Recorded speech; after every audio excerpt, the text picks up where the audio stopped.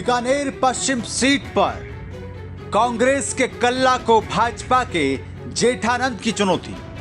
क्या इस बार कांग्रेस अपना किला बचा पाएगी या जेठानंद की धाड़ से ध्वस्त हो जाएगा ये किला? 2023 के इस चुनाव में आपको बीकानेर पश्चिम सीट से भाजपा और कांग्रेस दोनों से ताल ठोक रहे दोनों उम्मीदवारों की सिलसिलेवार ताकत और कमजोरी आपको बताते चलते हैं। सबसे पहले बात करते हैं जेठानंद व्यास की मजबूती की। भाजपा ने नए चेहरे के रूप में जेठानंद व्यास पर दावेदारी जताई है। व्यास ने टिकट लाने में कामयाबी दिखाकर ये साबित कर दिया कि संघ में उनकी बेहद अच्छी पकड़ है।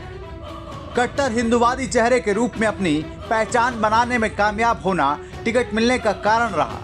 पार्टी संगठन में नए होने की वजह से व्यक्तिगत रूप से कोई गुटबाजी नहीं है। संगठन के दृष्टिकोण से हिंदू जागरण मंच में काम करने का लंबा अनुभव है। संघ की ओर से कई चुनाव में भूमिका निभा चुके हैं। कल्ला के लगातार मैदान में होने से उनके विरोधी रहे लोगों को कांग्रेस छोड़कर पार्टी में शामिल करवाने में कामयाबी हासिल की है।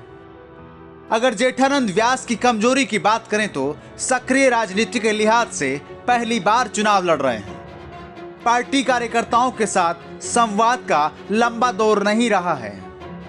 विकास और विजन की बात प्रचार में नजर कम ही आ रही है, बल्कि हिंदुत्ववादी चेहरे के तौर पर ही खुद को भुना रहे हैं। अब अगर कांग्रेस के बीडी कल्ला की मजबूती की बात करें तो लगातार 10वीं बार कल्ला चुनावी मैदान में है। ये अपने आप में बड़ी बात है। पार्टी और सरकारों में वरिष्ठता के चलते पूरे प्रदेश में कल्ला की पहचान है। करीब 5 दशक से राजनीति में सक्रिय और लंबे समय मंत्री रहने के बावजूद भी अपने किसी विभाग में किसी प्रकार के भ्रष्टाचार और विवाद में कल्ला का नाम सामने नहीं आया है।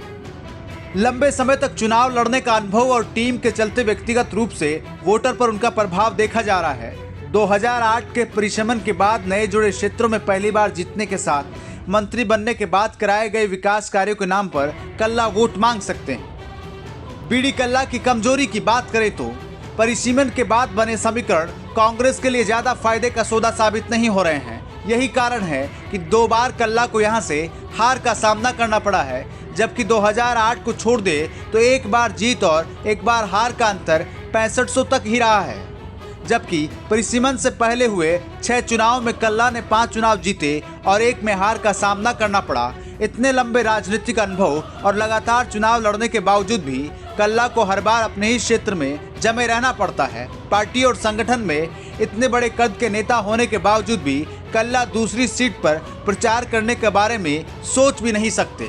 व्यक्तिगत काम और कई बार प्रशासनिक दखलंदाजी के आरोप भी बीडी कल्ला पर लगते रहे हैं। कुल मिलाकर अगर बीकानेर पश्चिम सीट की बात करें तो समीकरणों के लिहाज से जीत का ऊंट किस करवट बैठता है। हालांकि बीकानेर पश्चिम विधानसभा क्षेत्र में अब तक के परिणाम की बात करें तो 2 बार भाजपा और 1 बार कांग्रेस के पक्ष में रहा है, लेकिन हार जीत का अंतर ज्यादा नहीं रहा है। अब तक पिछले 3 मुकाबले में कल्ला के सामने उनसे ज्यादा अनुभवी गोपाल जोशी थे, जिनकी व्यक्तिगत पकड़ भी कल्ला के मुकाबले कार्यकर्ताओं पर थी। इस बार भी दोनों दावेदारों के बीच मुकाबला कांटे का देखने को मिल रहा है। अब ये तो आने वाला वक्त ही बताएगा बीकानेर पश्चिम का अगला विधायक कौन बनेगा।